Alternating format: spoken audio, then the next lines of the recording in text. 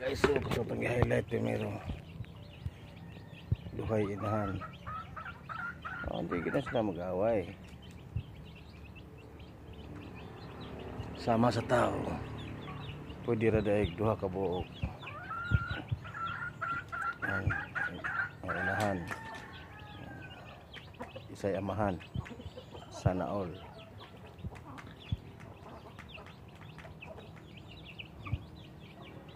Mga anak, dua kabuk ilang mama.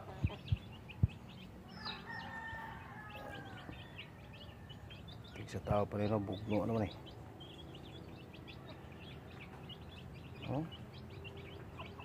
Pastilan. Ito mga ano, pag ani anak manggiaway na. Uy, kalas kay tula. Ito pa dito oh.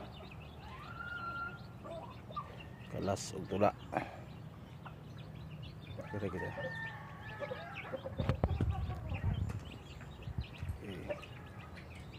No, close kay sila. Magbarkada. Silang duha ka loob. Rambol ilang itlog.